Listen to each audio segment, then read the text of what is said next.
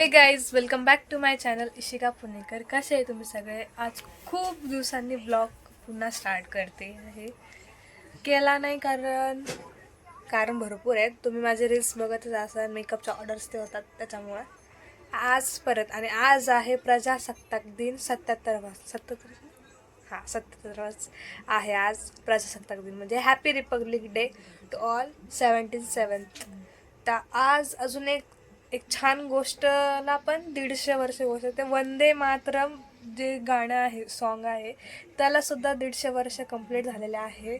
सगळ्यांना हॅपी प्रजासत्ताक दिनाच्या खूप खूप शुभेच्छा. आणि आता तुम्हाला मी सांगते, उद्या आहे 27 तारीख. आज 26, उद्या आहे 27 तारीख. उद्या माझे पण एक्झाम आहे. पण माझे काय की 10वी बोर्ड्स वगैरे असे नाही आहे. माझे आहे युनिट टेस्टच आहे. कारण माझं सगळ्यांना आता शिक्षण पण माहिती की माझं शिक्षण आहे पॉलिटेक्निक AI. तर मला काय डायरेक्ट 11वी 12वी स्किप झाली आणि डायरेक्ट AI पॉलिटेक्निकमध्ये फर्स्ट इयरला गेले मी. तर पण आता ज्यांची काय म्हणतात, माझं तर आहे उद्या पेपर, मला त्याचा अभ्यास करायचा, पण मी काही त्याचा अभ्यास केलेला नाही. बसले मेकअप करत. बघा, अजून पण मेकअप नाही काढला, रील शूट केला. की तुम्ही माझे हे वाले रील्स बघितले आहे. आणि कसे वाटतं नक्की कमेंटमध्ये सांगत जा. आणि थँक्यू तुम्ही जे मला सजेशन देता की व्हिडिओ क्वालिटी, झूम वगैरे असं कशाने काय होतं ते सांगता. कारण मी पण नवीनच आहे, त्यामुळे थँक्यू की तुम्ही मला सांगत असत. आणि अजून हा स्वतःचा फोन समजून राहतो. म्हणजे माझ्या फोनला एक तर स्वतःचं नाव दिलंय वैज्ञानिक डबडं म्हणून. म्हणून दाखव तुझ्या आवाजात डबल वैज्ञानिक डबडं म्हणशील का परत?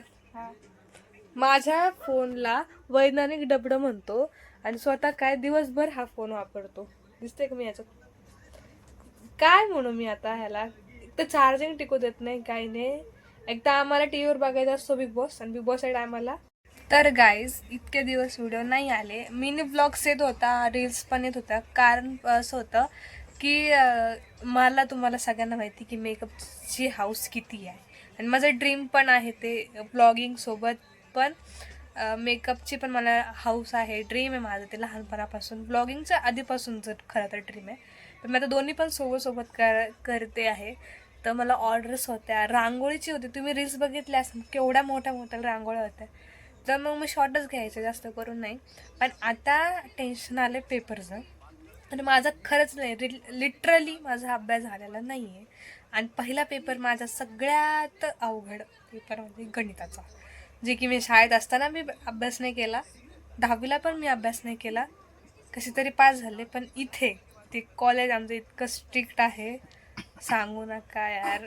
MIT कॉलेज, ते ते म्हणजे आदरच करणार मी सगळ्या गोष्टीचा.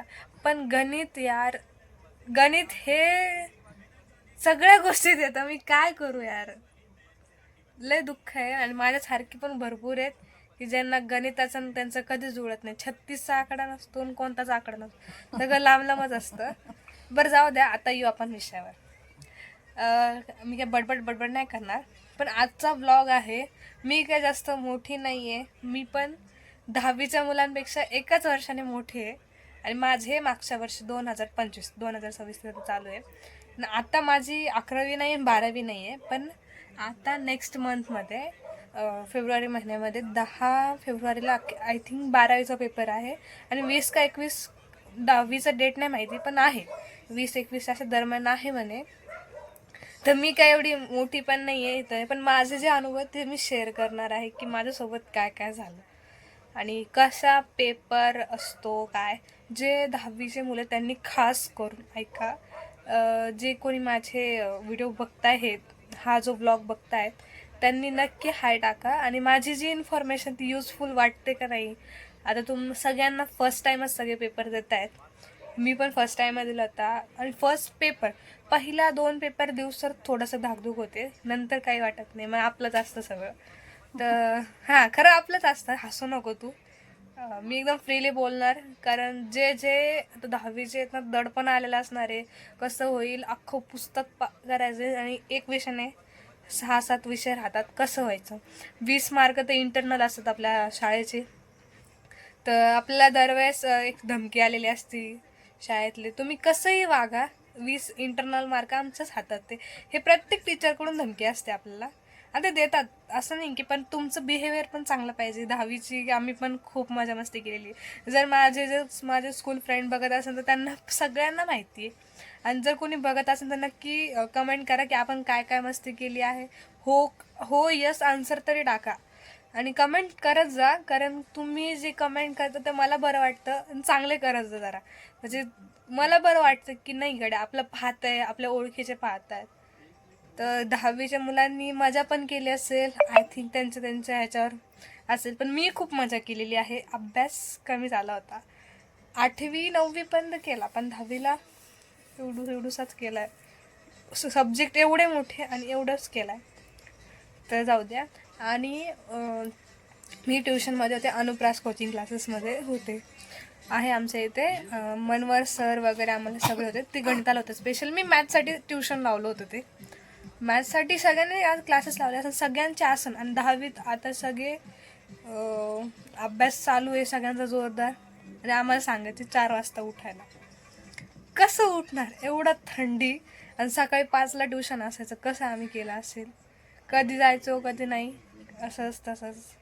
आणि माझ्या वेळेचा मी किस्सा सांगते. माझ्या वेळी कसं काय होतं बघा, की 10वीचे पेपर होते, जवळ आले होते. 26 जानेवारी लग्न होतं माझ्या मामास, घरातलं लग्न. आणि घरातलं होतं, शेवटचं लग्न होतं. मग काय करणार, 10वीचे पेपर बी द्यायचे होते, लग्न पण अटेंड करायचं होतं, एन्जॉय पण करायचं होतं, कपडे पण घ्यायचे होते, सगळंच करायचं होतं. मग कसं करणार. तरी 1-2 दिवस सकाळी 5ला ट्युशनला गेले, उठले असं थंडीचं, उठले. त्यानंतर कपडे वगैरे आमची शॉपिंग वगैरे झाली, सगळं झालं. आणि एक तर तिकडून कॉल येऊ लागले लग्नाला यायचं, असं तसं आमची चालू. मग आम्ही प्रॅक्टिकल्स वगैरे होते, तर लग्नाच्या दिवशी म्हणजे हळदीच्या दिवशी गेले. माझ्या घरचे सगळेच थांबले होते. ब्लॉग्स बघितलेला असं तुम्ही लग्नाचं. त्याच्या लग्नाच्या ब्लॉगच्या नंतर मी एका पण ब्लॉगमध्ये नाही आहे आणि मला घ्यायला पण जमला नाही. तर माझ्या घरातले सगळे थांबले आणि लग्नाच्या एक्झॅक्ट दुसऱ्या दिवशी प्रॅक्टिकल होतं. ते सगळं सोडून 10वीच्या प्रॅक्टिकलसाठी आले, कारण मार्क लागत होते. तर तुम्ही असं काही करू नका. आता जे परीक्षाचा टाईम आहे त्यासाठीच मी आधी व्हिडिओ करते, की ज्या कोणी 10वीचे मुलं असेल त्यांच्यापर्यंत हा व्हिडिओ पोहोचावा ह्यासाठी. 12वीच्या मुलांना मी काय सांगू शकते की मला पण अनुभव नाही, काही नाही, आणि मी त्यांच्या इतकी मोठी पण नाही. पण माझ्यापेक्षा जे छोटे, जे माझ्या वयाचे, ते नक्की मला रिलेट करत असतील.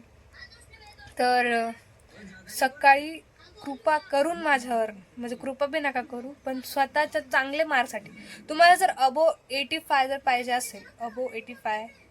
पाहिजे असेल तर नक्की तुम्ही सकाळी 4 वाजता किंवा 5 वाजता उठा. आणि 5 वाजता उठून काय करायचं, जे काय तुमचं, मी उठले नाही म्हणून तुम्हाला सगळ्यांना सांगते की तुम्ही 4-5 वाजता उठा. तर उठायचं ते तुमच्यावर आहे, पण मी सांगते सजेशन की जो मला अबो 85 पाहिजे आहे. नाही ते तर ना आम्हाला सांगितलं तर जसं 10वीला तुम्ही गेली ना तसं हे करा. पण आता जे कोणी उठले नसेल, जे उठत असेल तर खूपच चांगलं आहे, ते 90+ घेणार आहे. मी गॅरंटी देते त्याची, कारण माझ्यासोबत अनुभव आले तसे. मी नाही उठले, कंटाळा केला. माझी मार्कशीट आहे, तुम्ही बघून घ्या वाटलंच कसे मार्क आहे. बरं ठीक आहे. जे नाही उठले त्यांनी आत्तापासून स्टार्ट करा उठणं, की सकाळ आपला डेली टाइम टेबल तुमचं असणारच आहे, पण तरी मी एक सांगते कसं नियोजन पाहिजे.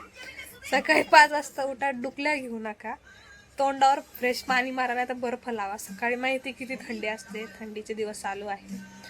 आणि मग त्यानंतर फ्रेश वगैरे व्हा, थोडंसं बाहेरून वगैरे फिरून या, किंवा थोडं बाहेर तुम्ही रिलॅक्स थांबले थोडा वेळ, 5-10 मिनिटाचा ब्रेक घ्या.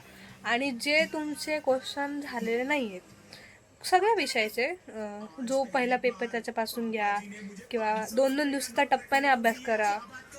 मी जे केलं ते सांगते. फक्त 2-2 दिवसाचा टप्पा घ्या, म्हणजे 2-2 दिवसाला हा सब्जेक्ट करायचा.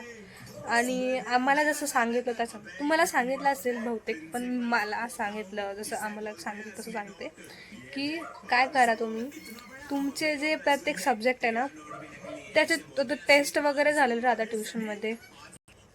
प्रत्येक विषय जे आहे, तर समजा मराठी म्हणजे स्पेसिफिक असं धरत नाही, सगळेच विषय कन्सिडर करा, पण मी एक्झाम्पल देते की मराठी विषय, त्याच्यातून तुम्ही काय करायचं, टेस्ट वगैरे झालं राहता, व्याकरण वगैरे सगळं जे तुमच्याकडे टेस्ट पेपर युनिट टेस्ट प्रथम सत्र जे जे पेपर झालेले प्रिलियम्स मागच्या वर्षाचे जे पेपर सोडले असेल 2024 25 त्याच्या आधी 5 वर्ष आधीचे पेपर सोडून बघायचे. ते सगळं मटेरियल जे वस्तू म्हणजे पेपर पुस्तकं त्याच्या नोट्स काढलेल्या वह्या व्याकरण मेन आहे. जे पारिभाषिक शब्द असतात ते सगळे ते एक तुम्ही साठा करा. त्याचा एक मोठा बंच बनतो. तो बंच एका साईडला म्हणजे ना असं नाही झालं पाहिजे की तुम्ही पेपरच्या आदल्या दिवशी अभ्यासाला बसताय आणि माझं हे सापडत नाही माझं ते सापडत नाही असं नाही केलं पाहिजे.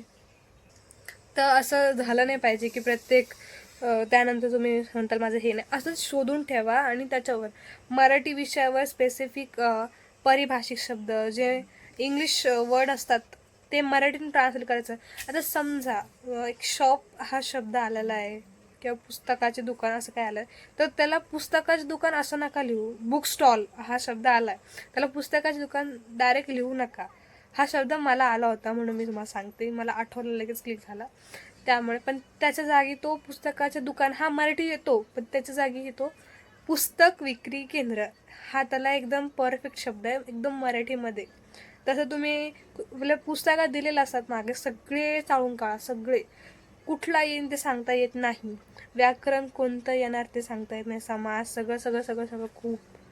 आणि बाकीचे विषय तसेच करा. सगळ्यांचं जवळ जपून ठेवा आणि प्रत्येक विषयाचे 2-2 दिवस प्रॅक्टिस करत राहा.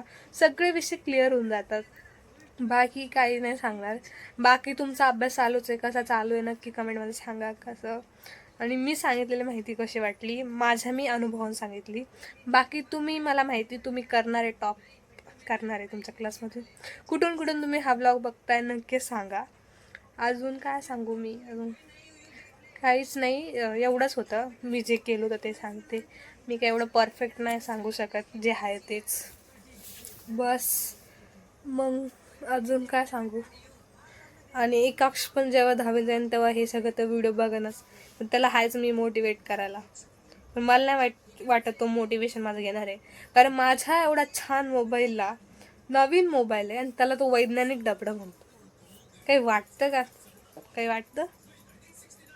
खुशाल माझ्या मोबाईलला वैज्ञानिक दिवसभर घेऊन बसतो. त्याचं एडिट करत बसतो हे करत बसतो ते करत बसतो. मला काही भेटत नाही.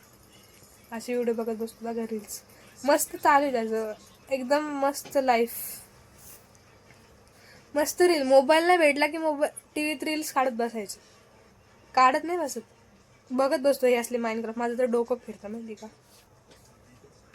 आणि जर कोणी मोठे जर हा व्हिडिओ बघत असाल आणि त्यांच्या घरातलं कोणी 10th असेल आणि असं ते काहीतरी त्यांना गरज असते काहीतरी मोटिवेशनची. माझं काय मोटिवेशन म्हणणार नाही पण एक सल्ला मी दिला की काय काय गरजेचं आहे. तर कोणी जर मोठे बघत असाल त्यांच्या घरात कोणी जर 10th वगैरे असेल तर त्यांना नक्की हा व्हिडिओ पाठवा. आणि जे कोणी 9वीला पण असेल त्यांना पण पाठवा. म्हणजे पुढच्या वर्षासाठी त्यांना ते प्रिपेअर्ड राहतील की काय करायला पाहिजे काही नाही. तर बस आजच्यासाठी एवढंच. जास्त काही हे नाही केलेलं. पण व्हिडिओ आवडला असेल तर चॅनल लाईक शेअर सबस्क्राईब नक्की करा. आणि खरंच माझी जर माहिती युजफुल वाटली तर नक्की कमेंटमध्ये सांगा. ज्यांचे कोणाचे चिल्ड्रन्स कोणी मोठे बघत असेल तर त्यांना नक्की पाठवा व्हिडिओ. तर आजच्यासाठी bye. Thank you for watching. Bye.